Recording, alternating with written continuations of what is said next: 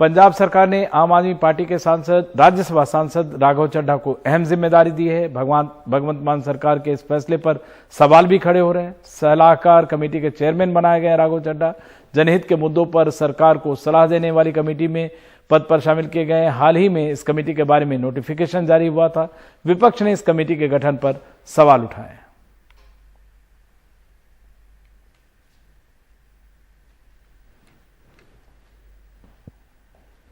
वैसे मान सरकार के इस फैसले पर राघव चड्ढा ने ट्वीट कर आभार जताया है। मान साहब ने पंजाब की जनता का सेवा का मौका देकर मुझे सम्मानित किया। अपनी नई भूमिका शुरुआत करते हुए मैं उनका आशीर्वाद मांगा। अपने बड़े भाई और सीएम को अपने खून, पसीने, आंसू और मेहनत से सहयोग करूंगा।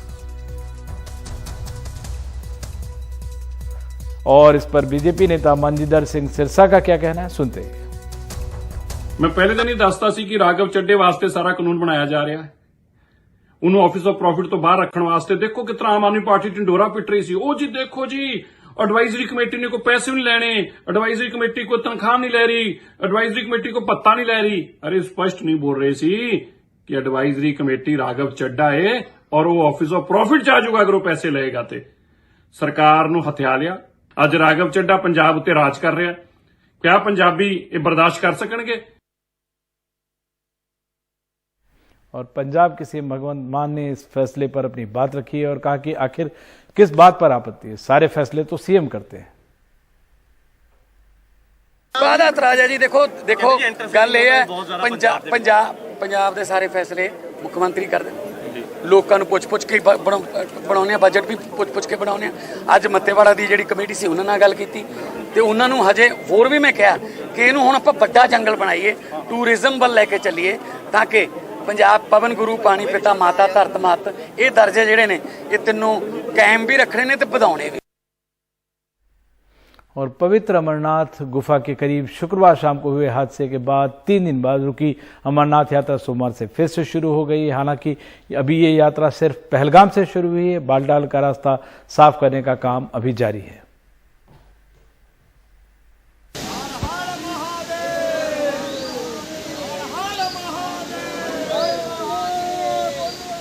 तीन दिन निलंबित रहने के बाद अमरनाथ यात्रा सोमवार से फिर शुरू हुई। चंदनबाड़ी से करीब 7,000 श्रद्धालु पवित्र शिवलिंग के दर्शनों के लिए निकले। इस साल अमरनाथ यात्रा इस महीने में थोड़ी अलग रही कि पहचान और लोकेशन पता रखने के लिए हर यात्री को RFID दिए गए। लेकिन शुक्रवार के हादसे से साफ हुआ कि RFID उन यात्रियों का पता नहीं लगा सकी जो हादसे के बाद लापता हो गए।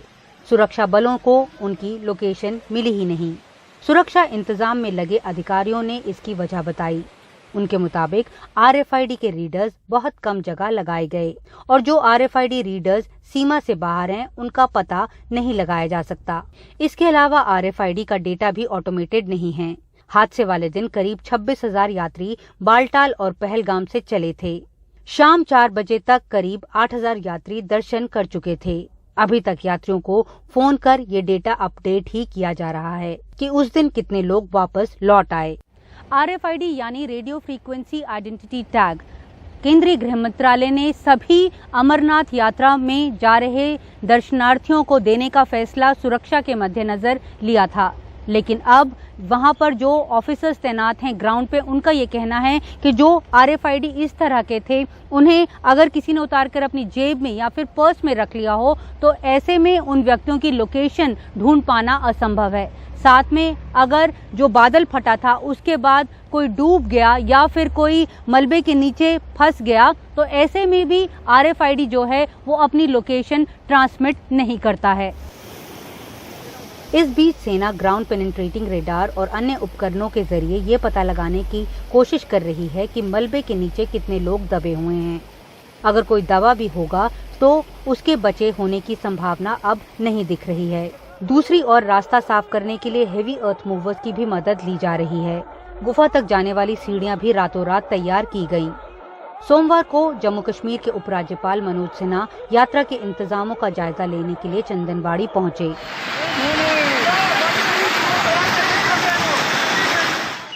इस सब के बीच एक बड़ा सवाल ये है कि यात्रियों के टेंट और लंगर उसी पहाड़ी नाले के ड्राई रिवर बेड पर क्यों लगाए गए जो अमरनाथ गुफा के ठीक बगल से नीचे उतरता है। ये अपने आप में एक बड़ी लापरवाही है। शुक्रवार को अमरनाथ गुफा के ठीक ऊपर की पहाड़ियों में हुई बारिश सैलाब की शक्ल में उतरी और टेंटों में रुके श्रद्धालुओं पर आफत बनकर टूटी। जम्मू कश्मीर के पूर्व मुख्यमंत्री फारूक अब्दुल्ला ने पूछा है कि लंगर और यात्रियों के टेंट अमरनाथ गुफा के इतने नजदीक क्यों लगाए गए, जबकि अभी तक पंचतरनी में ही इसकी इजाजत दी जाती थी। सरकार इसके ऊपर कमीशन बिठाएगी, ये क्यों हुआ, कैसे हुआ, कैसे वहाँ टेंट लगाए गए थे, खतरनाक इलाका है, और साफ चीजें लोगों के सामने लाएंगे। आई डोंट थिंक अभी तक वहाँ कभी भी ऐसे टेंट या खाने की जगह लगाई गई थी, ये पहली दफा है। तो जबकि इन लोगों को वो जगहें, पंचतरनी इतना अच्छा इलाका है, वहाँ कोई चीज कर नहीं सकती थी, तो सदियों से पंचतरनी चल रहा था। तो मैं समझता हूँ इसको तहकीकात करनी चाहिए, हो सकता है इंसान की गलती हो सकती है। इस साल अब तक 1,10,000 श्रद्धालु अमरनाथ यात्रा कर चुके हैं। मॉनसून का समय है और अभी काफी यात्रा भी बाकी है। उम्मीद है कि शुक्रवार के हादसे से इंतजाम में लगे प्रशासन ने सबक सीखा होगा। नई दिल्ली से नीता शर्मा, एनडीटीवी इंडिया के लिए।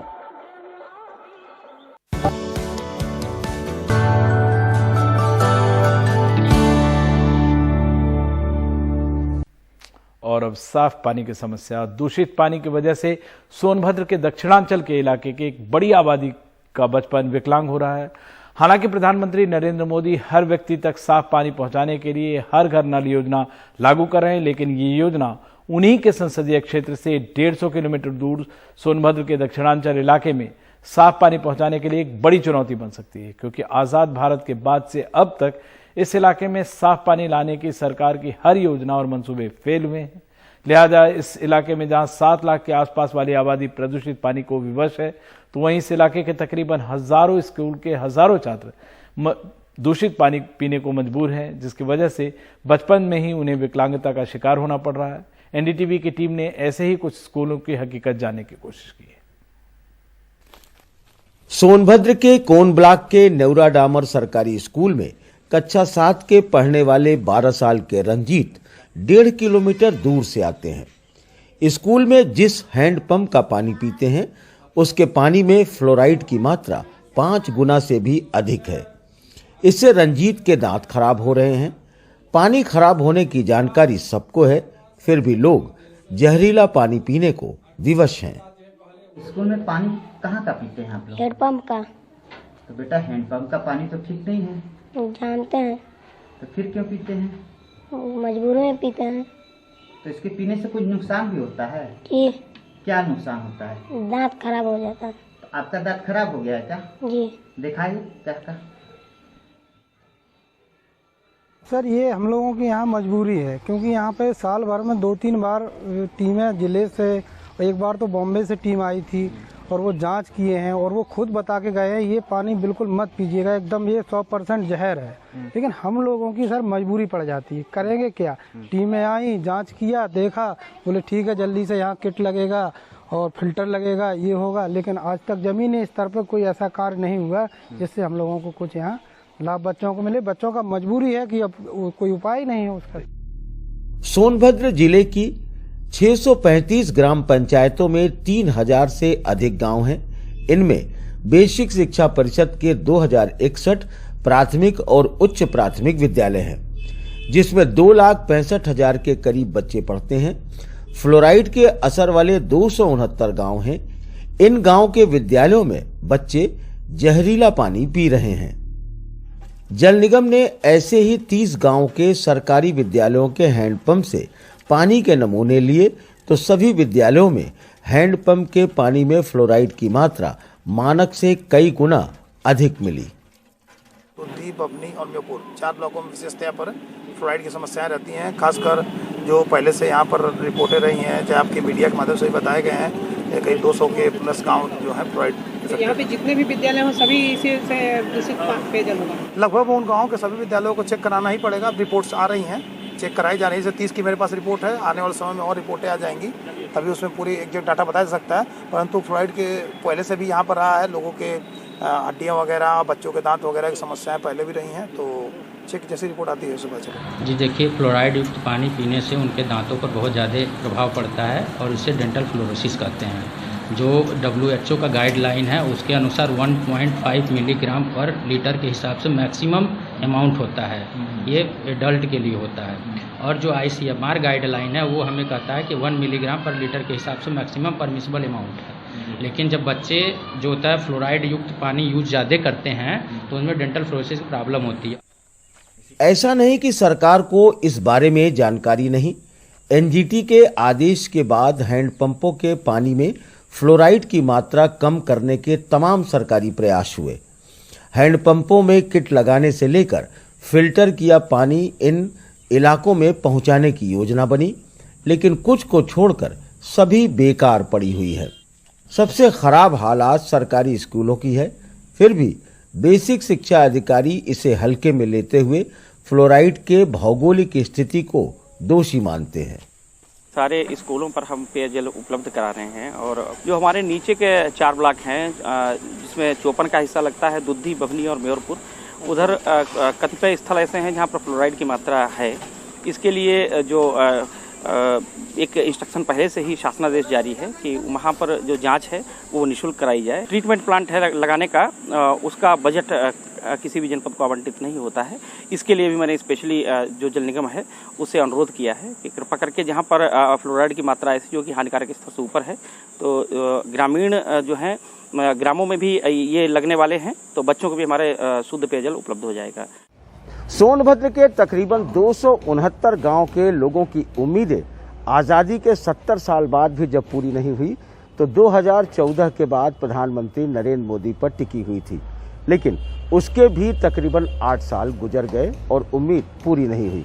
लिहाजा अब सारी उम्मीदें प्रधानमंत्री के हर घर नल योजना पर टिकी है। लेकिन बड़ा सवाल ये है कि जिस तरीके से यहाँ पर तमाम कोशिशें अब तक नाकाम हुई है, उसमें ये योजना कैसे और कब तक कामयाब होगी, ये देखने वाली बात होगी। सोनभद्र से प्रभात के साथ वाराणसी से अजय सिंह, NDTV इंडिया।